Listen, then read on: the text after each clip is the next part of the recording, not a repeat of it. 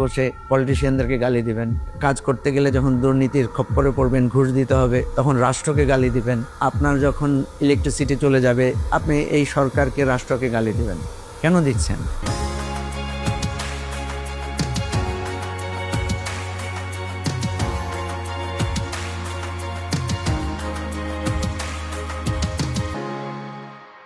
আমাদের দলের যে নাম আমার বাংলাদেশ পার্টি, যেটাকে আমরা সংক্ষেপে বলি এবি পার্টি, আমাদের এই দলটার নাম আমার বাংলাদেশ করার পেছনে আমাদের একটা চিন্তা কাজ করেছে যে আমরা দেখি যে প্রত্যেক জিনিস যখন আমি আমার মনে করব, তখন সেটাকে আমি আলাদা করে যত্ন নিই। আমার জামাটার আমি আলাদা করে যত্ন নিই, আমার মোবাইল ফোনটাকে আমি সুন্দর করে মুছে টুছে রাখি, আমার চশমাটাকে আমি এমনভাবে রাখি যাতে ময়লা আবর্জনা সেখানে না পড়ে।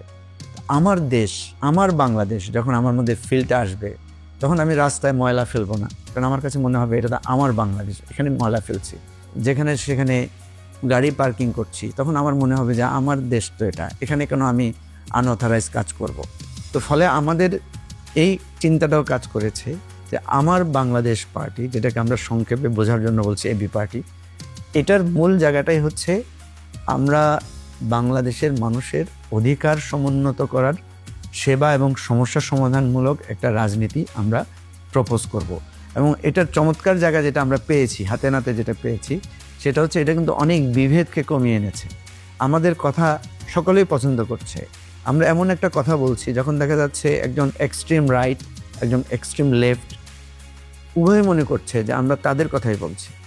এই জায়গা থেকে সাধারণ ছাত্র, কৃষক, শ্রমিক, মেহনতি জনতা, নারীরা, আমাদের বোনেরা সবাই মনে করছে যে আসলে এই ধরনের একটা রাজনীতি যদি দাঁড় করানো যায় তাহলে সম্ভব হবে।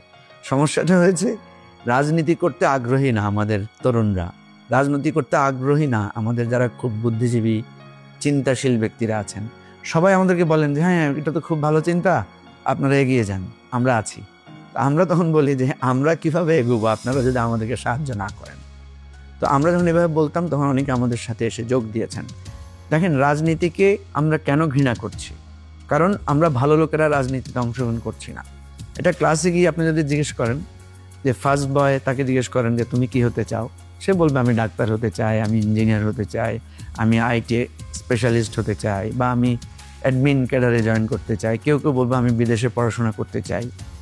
কিন্তু একটা মেধাবী ছাত্রকেও আপনি পাবেন না, বা একটা ভালো বংশের পরিবারের, একটা ঐতিহ্যবাহী পরিবারের সন্তানকেও পাবেন না, ছেলে বা মেয়ে, যে বলবে যে আমি এই রাষ্ট্রকে গড়ার জন্য আমি রাজনীতি করব।